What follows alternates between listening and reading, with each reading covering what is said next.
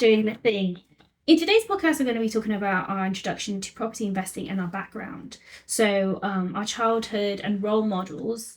Basically, our dad was the main breadwinner of our household. Mum and dad met in Asia. We grew up based in between Philippines and Hong Kong, and that was because our father was earning. He was a freelancer. He was a high earning freelancer, and was basically getting very lucrative gigs in Asia, which is why our family were based there, and we were quite used to. We're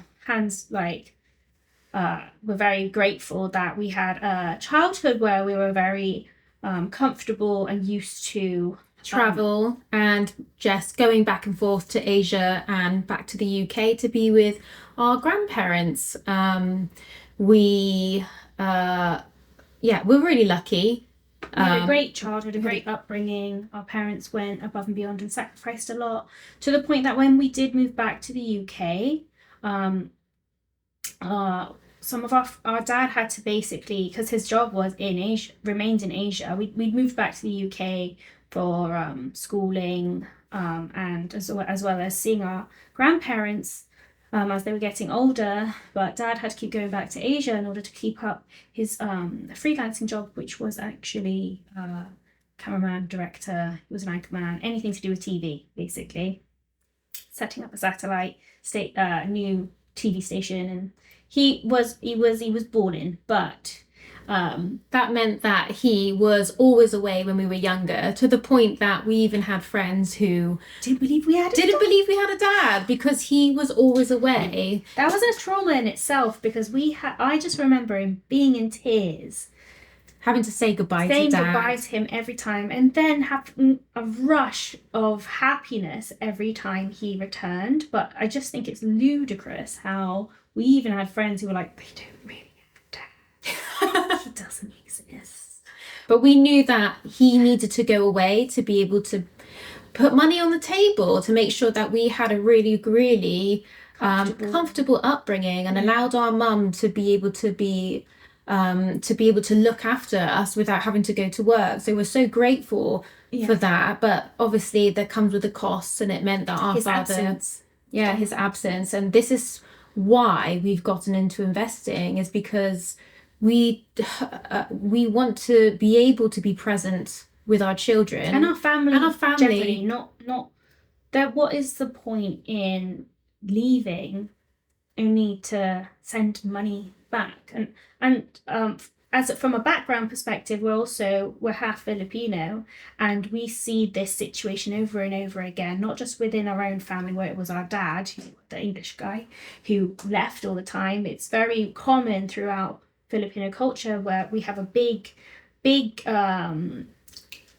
demographic of people who are called overseas foreign workers, and it's quite normal for you to leave your family in search of a decent income to be able to provide back your family back at home in the Philippines. You sacrifice being present with your own family because you need to bring money back to your family. Send money back home. And it's just, whether you're doing it from a privileged perspective or you're doing it to try and survive and make ends meet, or it's just sort of become part of the culture. It's become normal. We really want to break that cycle where family are absent from each other, because at the end of the day, they're the people you love the most, and you only get one life. And we want to make sure that we're able to be as present as we can with our family, instead of repeating the cycle of what was normal to us, that someone's got to leave the country to be able to provide, to be able to make sure that your children get the same opportunities. Yeah. We went to an all-girls school in the secondary school. It's not free. It was a private school, and our father worked away to be able to make that happen. He was to be able to pay for the tuition, and we will never take that for granted. We're really grateful that he was able to let us We grew up in a nice neighborhood. Yeah. There was no crime or anything really that we were aware of. And yeah, it was an affluent neighborhood, and we went to a nice private girls' school. And with that came the added pressure and probably a layer of like the Asian upbringing, because our household, like back at home, we had a very Filipino household. Yeah. There was high pressure and high expectations to get into a job that was very academic. So it was sort of, you either be a lawyer or a nurse Or engineer. You become one of those things because that's seen as a secure job, as well as the fact that our parents, maybe this is the most healthy attitude to take, but it's kind of tradition in a lot of cultures where the children look after the parents in their old age. So this layered the pressure on ourselves to be able to just gave us a lot of pressure to be successful in order to cater to our families like they had done for us. We had fallen sort of into the expectancies of what life's meant to go like from finishing school, didn't really know what to do after school. Everyone went to university, and especially if you go to a private school, they really depend on their like league tables, their leaderboards of schools in like nationally, to prove how great their school is when it comes to publicity. So there was a big push for a lot of the girls to go to university. And it was a lot of pressure, especially as like personally I wasn't designed to be a doctor or a lawyer. I am a very creative person, and so is Becky. And I think when you're in a school where especially when your parents are paying a lot of money for you to be able to have that opportunity to be at a school where it is highly academic, and you are not naturally as highly academic compared to your peers. Yeah, there is a lot to Oxford and Cambridge, and we were just like, there is a lot of pressure to succeed, but also a lot of what's the word? When if you aren't fitting that mold, you are not gonna get anywhere in life, and and unfortunately, that's just how we felt. Yeah, it's just a little bit lost with what to do, because I think deep down we both knew we weren't meant to follow this traditional path. We always knew that we were our father's daughters. And he was somebody who was encouraged to work for the local council by our granddad who didn't come from an affluent background himself. Our dad is completely self-made, and we're so proud of him for what he's done. We'll go into that a little bit more, but he was encouraged to go down a traditional path, to work for the government, work for the council, and he was like, no, I'm going to be self-employed. I'm going to travel to the other side of the world and make it work, and he did. And that's how we met our mum. So that's our role model, and I think deep down, because of that, maybe it's in our blood, we knew that we weren't supposed to follow down this traditional path either.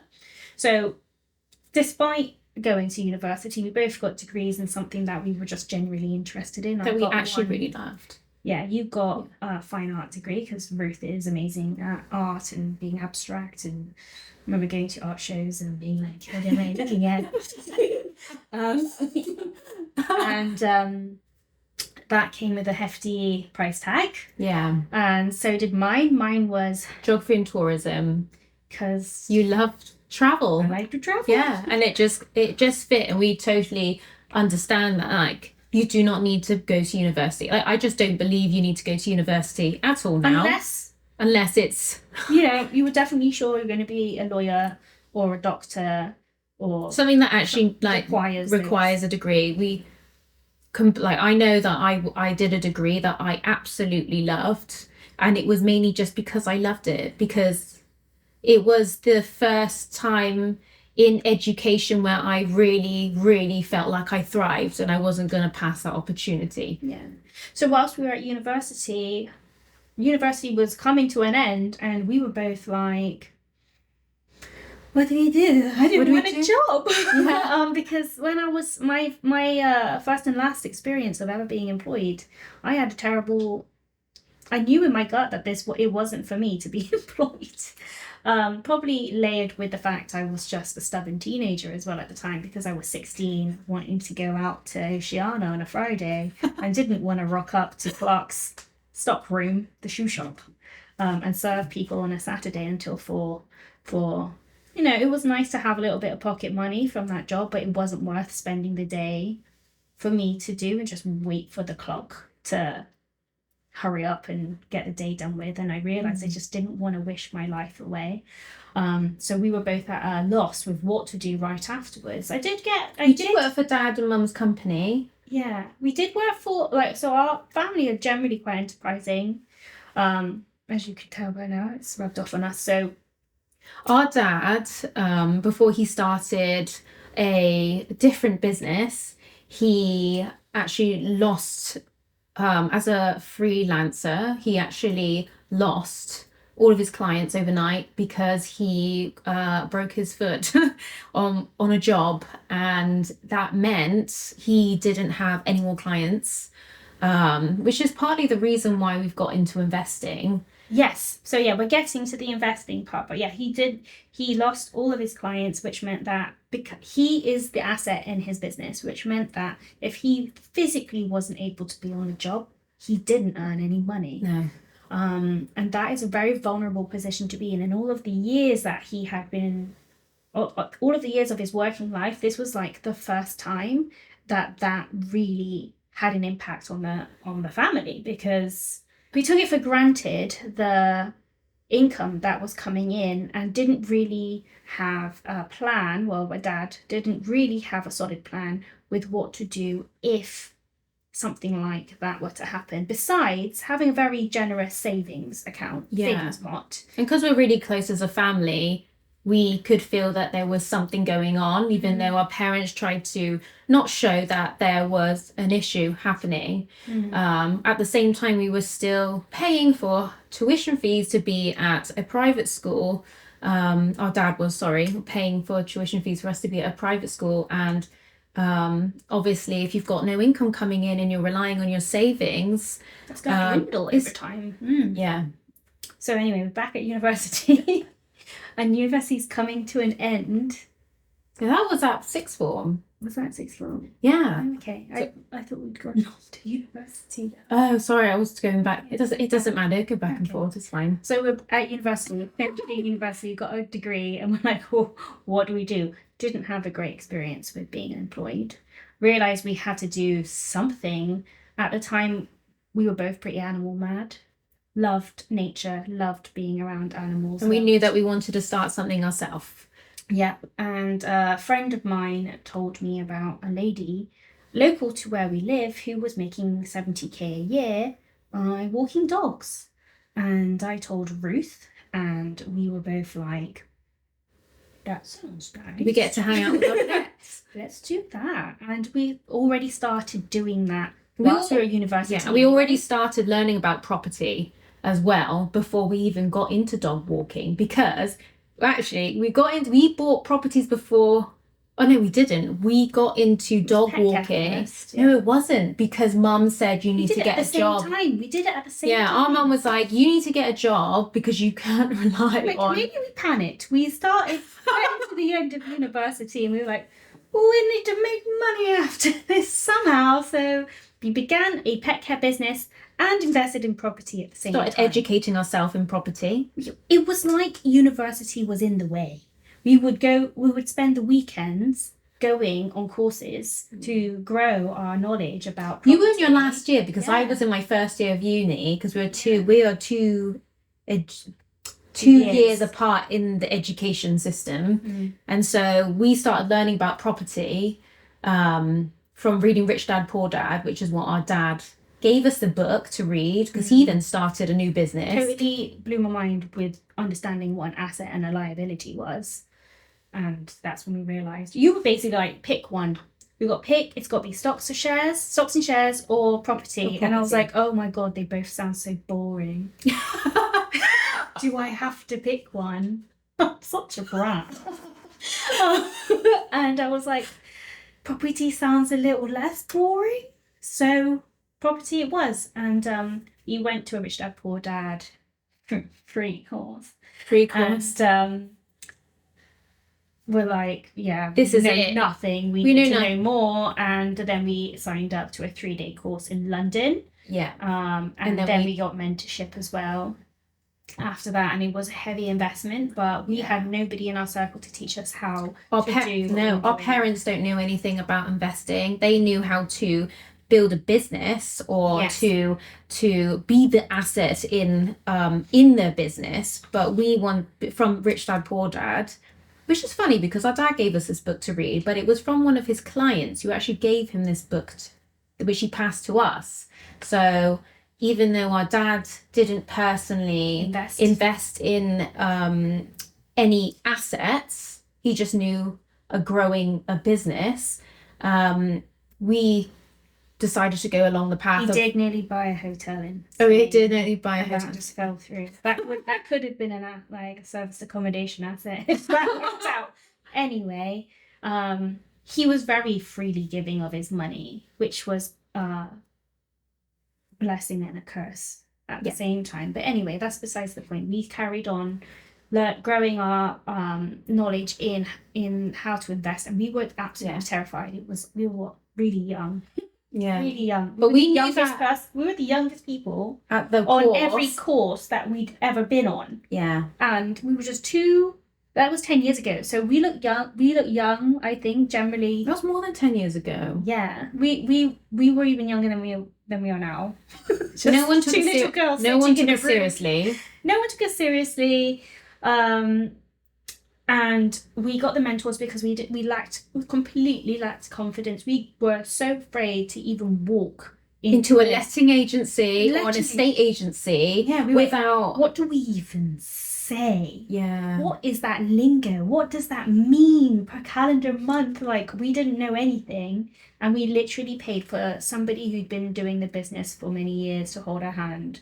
He didn't hold our hand, but he went with us and did viewings with us and gave us loads of confidence. Gave us the practical, spent several days with us, giving us a very practical approach instead of just a classroom approach to how you go about the actual genuine day-to-day of what it means to do property investing. And that was the best part of our property education. Yeah, in my was opinion. the mentor. Yeah, the mentor.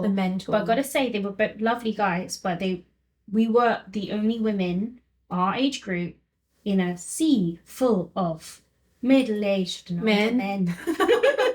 So I think it's great now that the internet has really exposed and open up the space, showing us that there are actually so many more women that we didn't even know. Yeah. When we started, we didn't know anyone. Just finding women in general. We couldn't find anyone that was doing or wanting to recently that we found women.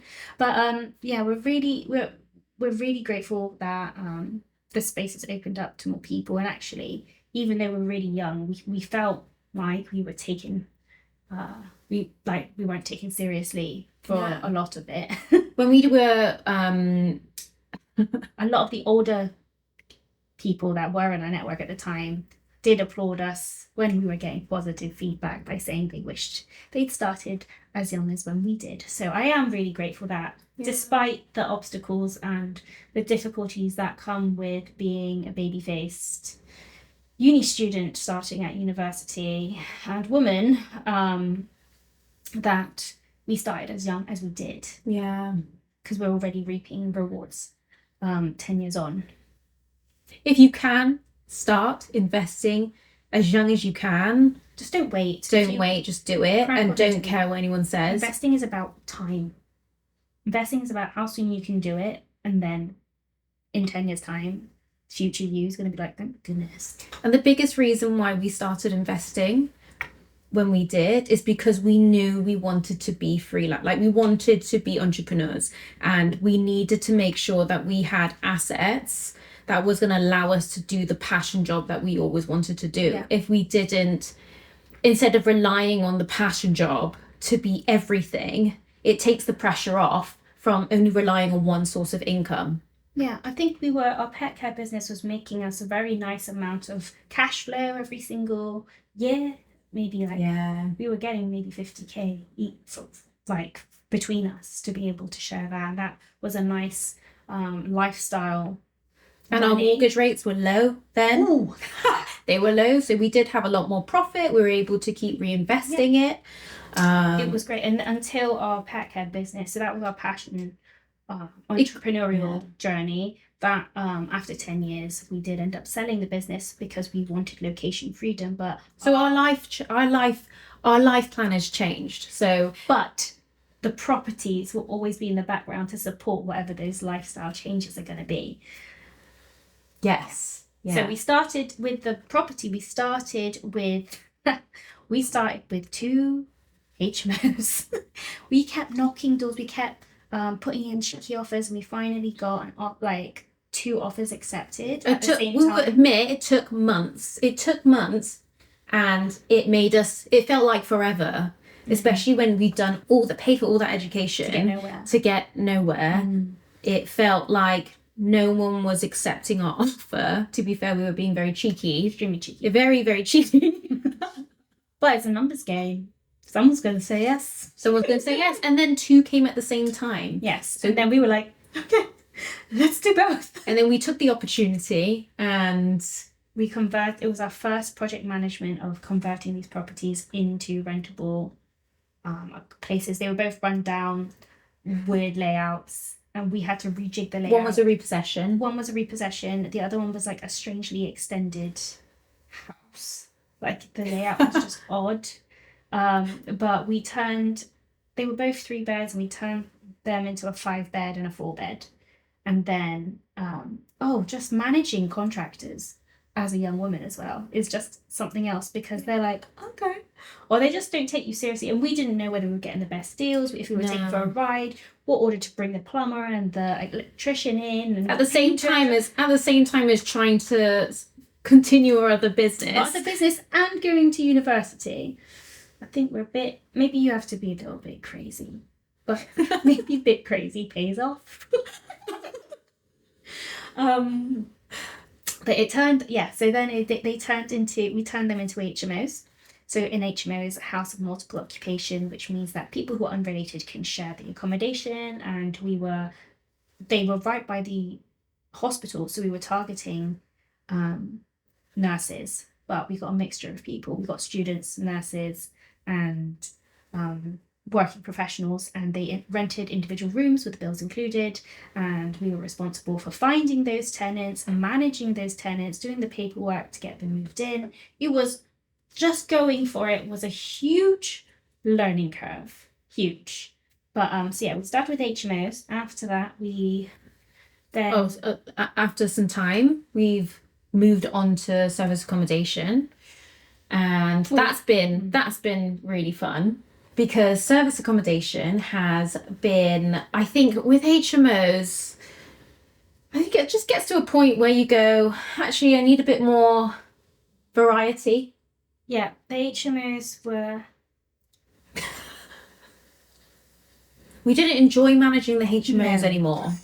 So we were so stretched of time with trying to... And just energy. Our social life. I've got to say, though, when you're in your 20s, you just have a lot more energy to be able to expel. That's why we were able to keep on top of it, because you're just more energetic when you're younger. Not as much nowadays, but... Maybe overly hopeful. Yeah, is probably the right words. Like we in all honesty, we overstretched ourselves to try. Like we were so determined to be successful, and like obviously the added pressure we put on ourselves to make sure that everything that our parents have done for us and sacrificed for us, we wanted to prove that it was all worth it. So we did put that pressure on ourselves. Also, it's proving other people wrong. There was a drive to be like, young women can do this too.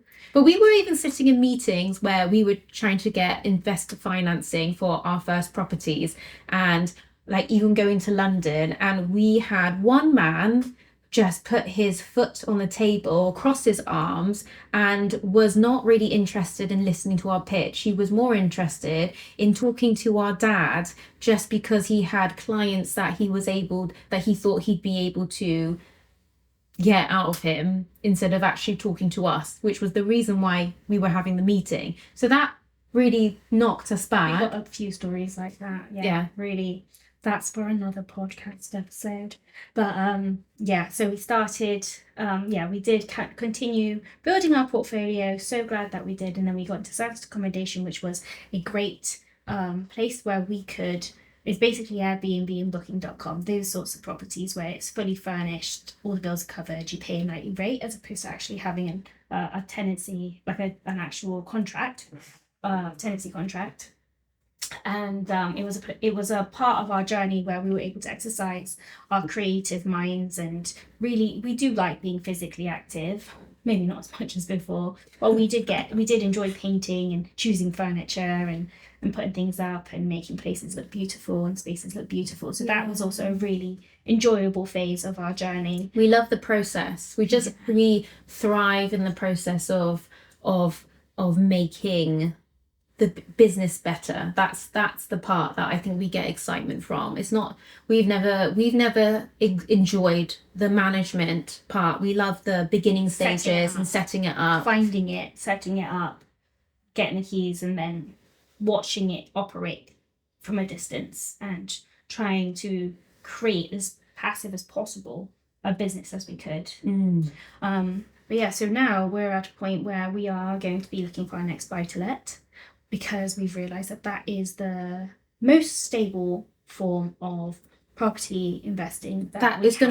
We'll say that everyone has a different strategy that works for their lifestyle, and it's taken us time to decide. We're big advocates of having a vision board, journaling, and manifesting what we want from our life. And we realize that and everything on my vision board has come true, and mine, in ways that in ways that maybe you don't see it coming. But then you go, oh, actually this all did happen in the time that we did want it to happen. So what am I trying to say is, what we want from our life now, like now I'm a mother and Becky and Becky is child free. But we are in a different point of our life where the priority for us is more location freedom. When we sold our other company because it was no longer aligning with what we wanted from our life now 10 years later, and you can only serve the clientele that are like within a certain radius of where you live, and we don't want to be held down by anything, and we wanted the flexibility to explore the world and earn income regardless of where we are. So that's where we're at. Buy to let is the strategy that will enable us to do that the easiest and in the most stable sort of way. So that's what we're doing now. We're going to continue growing a buy-to-let portfolio. And along the way, we're looking to share our experience and knowledge with other people who are just at the beginning of their journey, who were in the same place that we were, a little lost maybe, didn't know where to begin, need a bit of motivation. We realise we've kept a lot throughout business and throughout investing. We kept a lot of it to ourselves. I think there was a lot of fear of people judging us.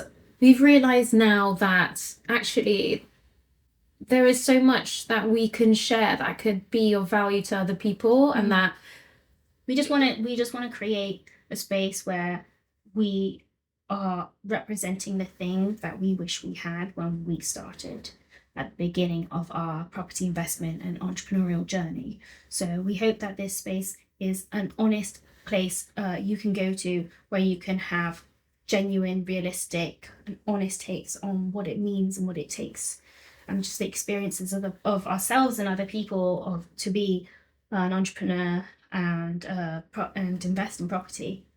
Because there's a lot of information out there, and some of it might not align with you. There's so many shades of wealthy as well. There's so many shades of just wealthy means different to different people. This is for the people who want to become an entrepreneur and don't know how to start, or are scared, or don't have the support.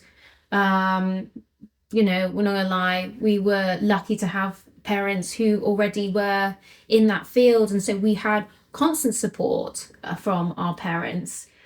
Even though it probably would have been easier for us to get I guess you call a stable job, but we are we love risk. And without risk, there's no great reward. And we just want to show that, like, we're not going to pretend that it was easy. Like, we've gone through our own hurdles, but if there's comfort in knowing that other people have gone through their own challenges with starting their own business as well, and that helps to motivate you or encourage you to be able to take that first step in following something that you're really passionate about, or investing, to know that you have that you can create stability for yourself in the future. Regardless of if you pursue your an entrepreneurial hustle, or I don't like the word hustle. No, we don't like the word hustle, because we hustled and it was exhausting. And a price to pay. No, there's a huge price to pay. Like, we can go into that at some point, but maybe not another podcast. But